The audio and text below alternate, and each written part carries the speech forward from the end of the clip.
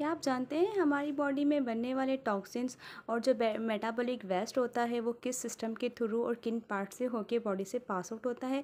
तो जानते हैं आज की न्यू वीडियो में। अस्सलाम वालेकुम, मैं हूँ राबीला और आप देख रहे हैं थिंक बायो विद राबीला। आज का जो हमारा टॉपिक है वो है urinary system of man. Urinary system of man क्या है?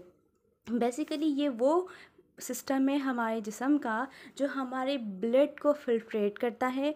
ब्लड में मौजूद जो भी मेटाबोलाइट्स होते हैं, जो भी इलेक्ट्रोलाइट्स होते हैं, उनको जिस्म में बैलेंस करता है। अब इलेक्ट्रोलाइट्स और मेटाबोलाइट्स क्या होते हैं बेटा? मेटाबोलाइट्स जो होते हैं वो मेटाबॉलिज्म के दौरान बनने वाले 3 मोस्ट इम्पोर्टेंट कंपोनेंट होते हैं। फर्स्ट जो है वो आपका है अमाइनो एसिड। अच्छा, प्राइमरी जो है वो हम कह सकते हैं ग्लूकोज। ठीक है, क्या है? ग्लूकोज।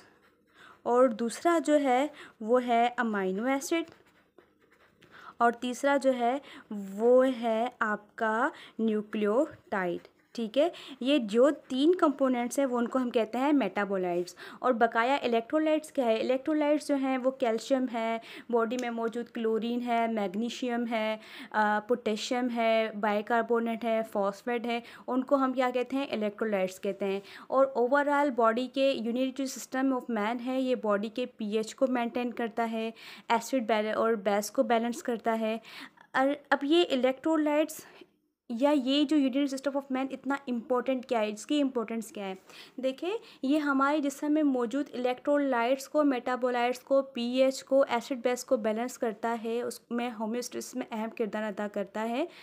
वो इसलिए कि मेटाबोलाइट्स जो हैं हमारी बॉडी क्या, वो पता है ग्लूकोज एनर्जी देता है, अमाइनो एसिड हमारे प्रोटीन जो बॉडी की मेन कंस्ट्रक्शन है उसमें पार्ट लेता है, और न्यूक्लियोटाइड भी ऐसा ही है। ठीक है, अब जो इलेक्ट्रोलाइट्स हैं वो पोटेशियम, कैल्शियम, ये सारे हैं। ठीक है, अब मैं इसको एक सिंपल वे में बताऊंगी कि जो हमारी नर्व इम्पल्सेस होती हैं ना, नर्व इम्पल्सेस जो ब्रेन तक मैसेज लेके जाती हैं, उसके लिए हमारी बॉडी में सोडियम और पोटेशियम ये बहुत अहम रोल अदा करते हैं। ये हमारे सिग्नल को जितना जल्दी प्रोसेस करते हैं वो इसीलिए है कि बॉडी के अंदर मौजूद सोडियम और पोटेशियम का लेवल बैलेंस है। ठीक है, अब दूसरा जो हमारी मस्क्यूलर मूवमेंट्स होती है, मस्क्यूलर जो कंट्रैक्शंस होती हैं, रिलैक्सेशंस होती हैं, उनके लिए हमारी बॉडी को क्या चाहिए? कैल्शियम भी चाहिए, सोडियम भी चाहिए, तो मैग्नीशियम भी चाहिए। ठीक है, इसलिए ये यूरिनरी सिस्टम ऑफ मैन बहुत ज़्यादा इंपॉर्टेंट है।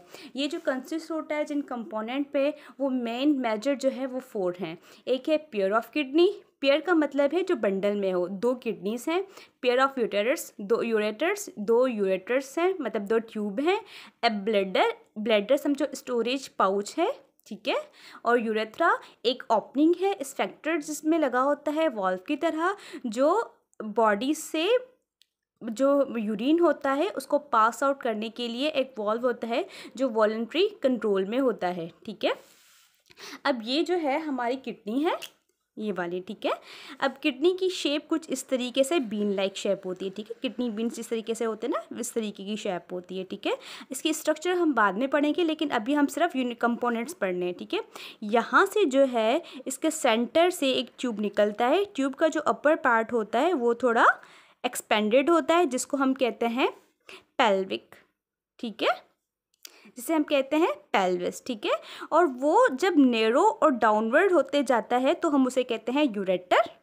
ठीक है, अब ये 2 किडनीज हैं तो यूरेटर्स भी 2 होंगे, और ये जो यूरिन को कलेक्ट करके किडनी से फिल्टर करता है या जो डाउनवर्ड स्टोर करता है वो ब्लैडर में करता है। ब्लैडर एक मस्क्यूलर पाउच की तरह होता है जो 1/2 लीटर तक यूरिन को एक एडल्ट में स्टोर करने की सलाहियत रखता है। उसके बाद एक ओपनिंग होती है जिसको हम यूरेथ्रा कहते हैं, जो यूरिन को बॉडी से पास आउट करने में कंट्रोल करती है।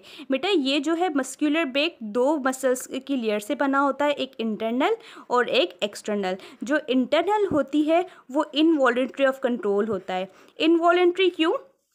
कभी कभी फील होता है कि जैसे अभी यूरिन पास आउट हो रहा है बॉडी से, लेकिन आपकी जो एक्सटर्नल जो मसल्स होती हैं वो उसको रोक के रखती हैं। तो ये एक्सटर्नल जो है वो वॉलेंट्री इन कंट्रोल है और जो इंटरनल है वो इनवॉलेंट्री इन कंट्रोल है, ठीक है। अगर इसके अलावा आपको कोई कन्फ्यूजन हो तो हमसे क्वेश्चन पूछ सकते हैं। फर्दर हमारे चैनल को लाइक करें, सब्सक्राइब करें और आगे शेयर करें, ताकि सबसे ज़्यादा ये चीज़ें सब वीडियो सबको मिलती रहें। मिलते हैं अपनी आगे की न्यू वीडियो में, तब तक अपना बहुत सारा ख्याल रखिएगा। अल्लाह हाफ़िज़।